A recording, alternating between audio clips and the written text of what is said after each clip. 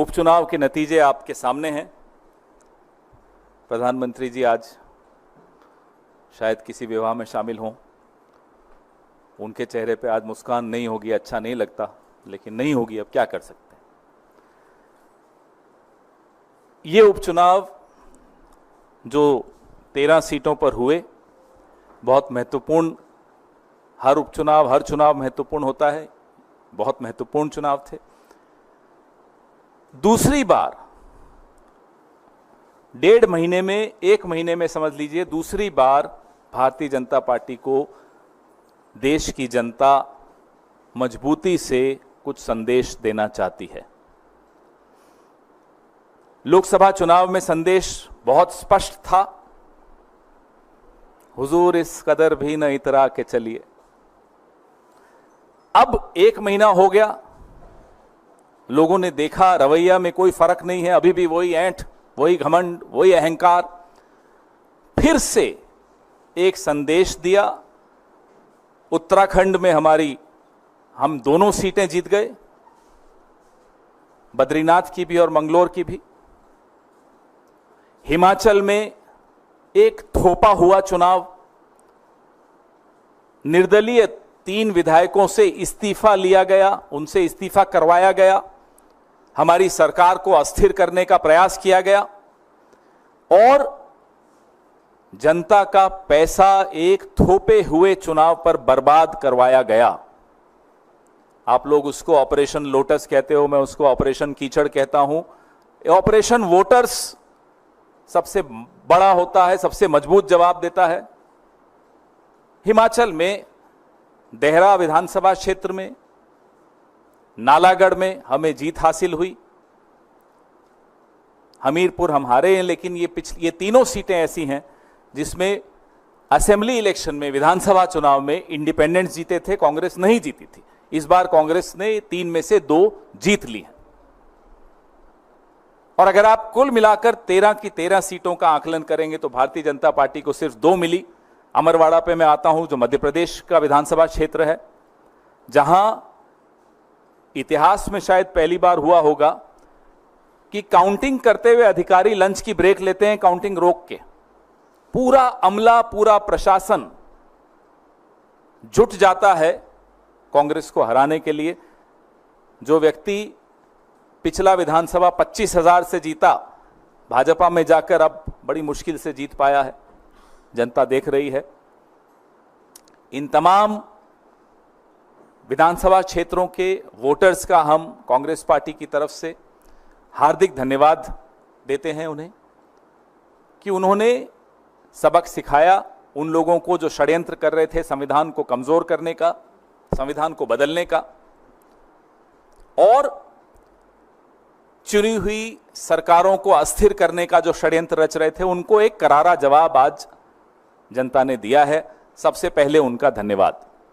हमारे उत्तराखंड के PCC president करण महाराज जी, यशपाल आर्य जी CLP leader, कुमारी शैलजा जी जो प्रभारी महासचिव हैं उत्तराखंड की, और तमाम एआईसीसी के पदाधिकारी, तमाम स्थानीय नेता, तमाम हमारे बेशकीमती वर्कर्स, उन सब की मेहनत से हमें ये दोनों सीटें मिली। हिमाचल में पीसीसी प्रेसिडेंट प्रतिभा जी, हमारे सीएलपी लीडर सुखविंदर सिंह सुक्खू जी, हमारे प्रभारी महासचिव श्री राजीव शुक्ला जी और तमाम एआईसीसी के पदाधिकारी, वहां के स्थानीय नेता, हमारे वर्कर्स, उन सब ने मेहनत की, जी जोर से मेहनत की, और ये नतीजे आपके सामने हैं।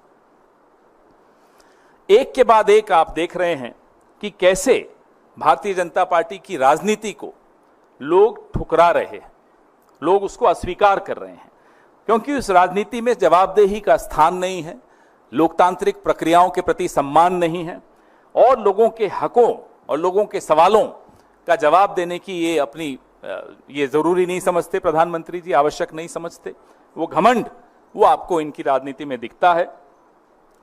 मंगलोर का मैं उदाहरण देना चाहूंगा खास तौर पे।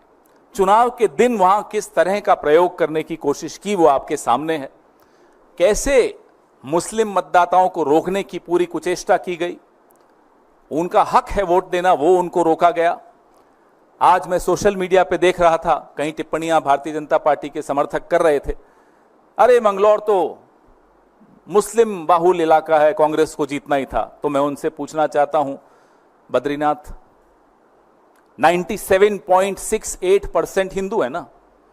बात हिंदू मुसलमान की नहीं है, बात है किस तरह की राजनीति आप इस देश पर थोपना चाहते हैं।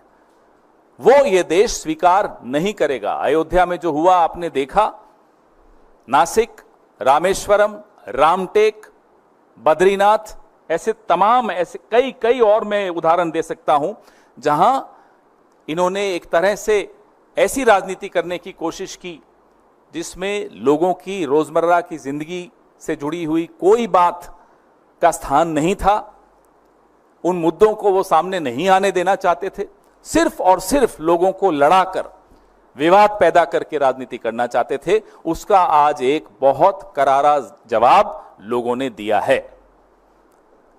हमारे मल्लिकार्जुन खड़गे साहब और नेता प्रतिपक्ष राहुल गांधी जी लगातार हम सबको कहते आए हैं कि आराम नहीं करना है, अभी तो शुरुआत है।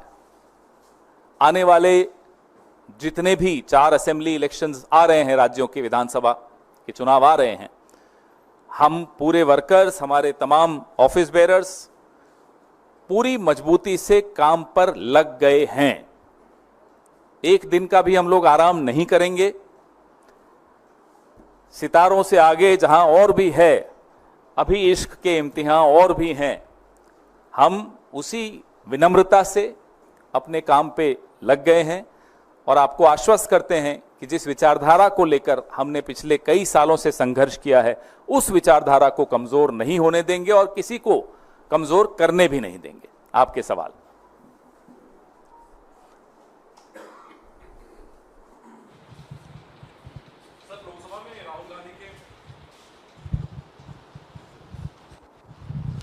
सर, 2 सवाल। एक तो जो उपचुनाव के नतीजे आए हैं, जिस तरह से बीजेपी ने राहुल गांधी को उनके बयान पर घेरने की कोशिश की कि उन्होंने हिंदुओं का अपमान किया, आपको लगता है कि उपचुनाव में कहीं ना कहीं जनता ने इस पर भी अपना एक जनादेश दिया है? लगातार जनता संदेश दे रही है। जनता जीतने वाले को भी संदेश देती है, जनता हारने वाले को भी संदेश देती है। अब आपके ऊपर है कि आप वो संदेश स्वीकारते हैं विनम्रता से या नहीं स्वीकारते। हमने 2014 का संदेश भी स्वीकारा, 2019 का भी स्वीकारा, 2024 का भी स्वीकारा, ये उपचुनावों का भी हम संदेश स्वीकार रहे हैं, उससे सीख ले रहे हैं। क्या नरेंद्र मोदी जी कुछ सीख लेंगे? लगातार उनकी राजनीति को अब ठुकराया जा रहा है, नकारा जा रहा है। अब उनके हाथ में, वो लें तो लें, ना ले तो आने वाले चुनाव में और मालूम पड़ जाएगा। और सर, एक सवाल और है। आपके संगठन महासचिव, कांग्रेस के संगठन महासचिव केसी वेणुगोपाल ने एक सोशल मीडिया पर पोस्ट डाला है कि उनके फोन को हैक करने की कोशिश हुई है, उनको एप्पल की तरफ से ये सूचना दी गई है। ये कितना गंभीर मामला है सर, और इसको लेकर के आप लोग क्या कुछ कार्रवाई चाहते हैं? ये वेणुगोपाल जी के साथ पहली बार नहीं हो रहा, उनके साथ ये पहले भी करने की कोशिश की और ये लगातार प्रयास कर रहे हैं। राहुल जी के भी फोन पे एक बार आपको मालूम है हुआ था। हमारे कई नेताओं के फोन इस तरह से हैक करने की कोशिश की और एप्पल की तरफ से अधिकृत चेतावनी आई थी। अक्टूबर पिछले साल मेरे फोन पर भी। ये लगातार हम सबके साथ करने की ये कोशिश कर रहे हैं, लेकिन करते रहिए। आप 2024 में आपको मालूम पड़ गया, ये सब करने से कुछ नहीं मिलेगा। जनता देख रही है और भगवान देख रहे हैं। सत्यम शिवम सुंदरम। सर आप, हाँ माइक। हेलो। हाँ, सर, एक सवाल है उपचुनाव से जुड़ा हुआ। अभी उत्तर प्रदेश में भी उपचुनाव होंगे विधानसभा के, बहुत सीटें खाली हैं, और राजस्थान में भी होने वाले हैं। दोनों जगह भारतीय जनता पार्टी की सरकार है और यूपी में तो बीजेपी की बड़ी हार हुई है, जहां से उम्मीदें नहीं थी उनको। तो वहां कांग्रेस का प्रोस्पेक्ट क्या देख रहे हैं? और राजस्थान में भी, यूपी के लिए स्पेसिफिक पूछना चाहूँगा कि क्योंकि वहाँ आप समाजवादी पार्टी के साथ अलायंस में हैं, तो कांग्रेस को कहाँ देख रहे हैं सीटों के मामले में? कितनी सीटों पे कांग्रेस लड़ सकती है वहाँ? अभी चुनाव घोषित हुए नहीं हैं, अभी बैठकों का सिलसिला शुरू होगा। कौन किस सीट पे लड़ेगा वो तय होगा, सब आपस में चर्चा करेंगे, उसके बाद इस निष्कर्ष पर तमाम पार्टियां पहुंचेंगी कि कौन सी पार्टी कौन सी सीट पर लड़ रही है, तब फिर चर्चा करेंगे। सर, दूसरा सवाल है, ऑल इंडिया मुस्लिम जमात के राष्ट्रीय अध्यक्ष मौलाना मुफ्ती साहबुद्दीन रजवी बरेलवी ने एक बयान दिया है कि सुप्रीम कोर्ट का विरोध नहीं करते, लेकिन मुस्लिम महिलाओं के अधिकारों से किसी को कोई हमदर्दी नहीं, सिर्फ महिलाओं की आड़ में शरीयत की तौहीन होती है। इससे भारत का मुसलमान चिंतित है। मुझे लगता नहीं है कि ये मुद्दा है आज। इस मुद्दे पर मैं आज चर्चा नहीं करूंगा, फिर जरूर किसी और दिन इस पे पूरा स्टडी करके गंभीरता से फिर चर्चा करेंगे। माइक दीजिए इन्हें।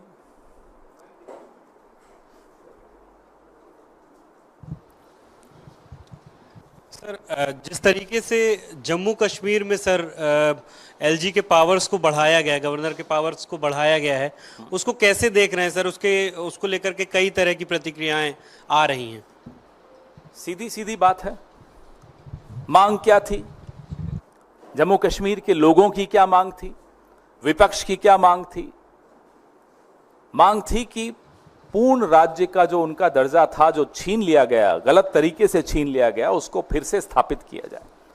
उस मांग को पूरा करने के स्थान पर उल्टा एलजी के पावर्स बढ़ा दिए, उनकी ताकतें बढ़ा दी, एक दिल्ली मॉडल ले आए वहां भी, और जो भी मुख्यमंत्री बनेगा, जो भी सरकार बनेगी, उनकी ताकतें सरकार बनने से पहले ही छीन ली गई।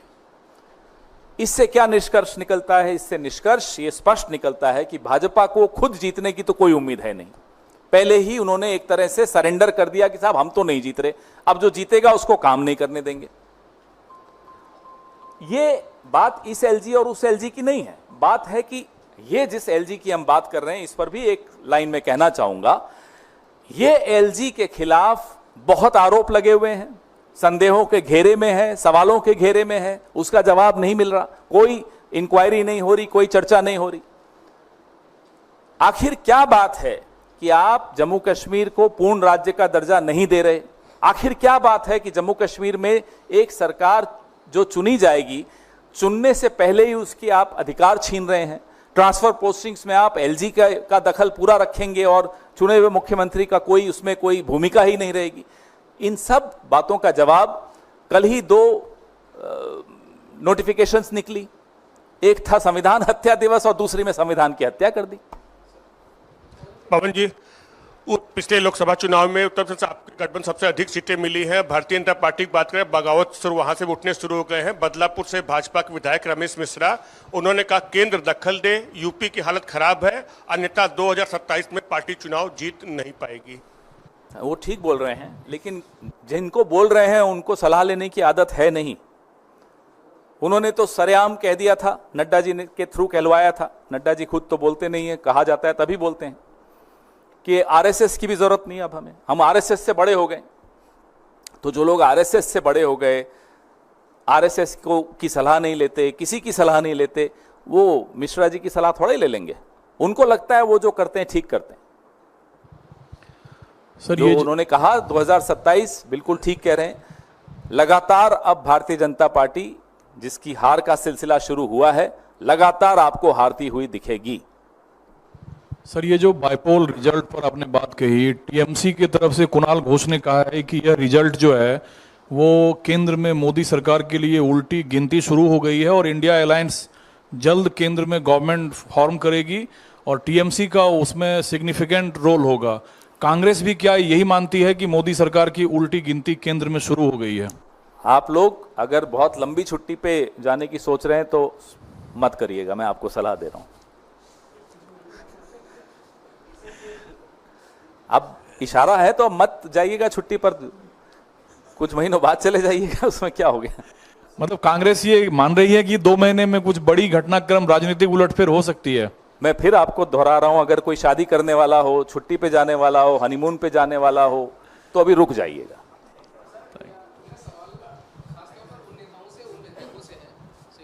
धन्यवाद।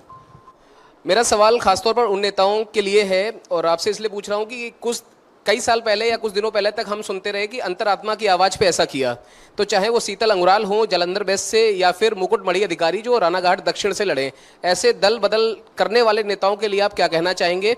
और दूसरा, हमने पिछली साल भी देखा कि सितंबर महीने में जब 6 राज्यों के 7 उपचुनाव हुए थे, जिसमें घोसी की सीट थी और धूपगढ़ी की सीट थी, उसमें भी नतीजे बीजेपी के फेवर में नहीं गए। देखिए, जिस तरह की जोड़-तोड़ की राजनीति पिछले 10 साल के इस दौर में हमने देखी है, इससे पहले बहुत कम ऐसी देखने को मिली। और इस राजनीति को लोग शायद अब नकार रहे हैं, ठुकरा रहे हैं। संदेश लेने वाला अगर संदेश ले ले तो शायद इस तरह की जोड़-तोड़ की राजनीति नहीं होगी। महाराष्ट्र में आपने देखा कैसे एक सरकार को गिराया गया, डिस्टेबलाइज किया गया, एजेंसियों का सहारा लेके किया गया, लोकसभा में उसका जवाब मिला, विधानसभा में और मजबूती से जवाब मिलने वाला है। तो ये जवाब लेने वाले को समझना है कि इस तरह की राजनीति पे अब विराम लगना चाहिए। माइक दीजिए।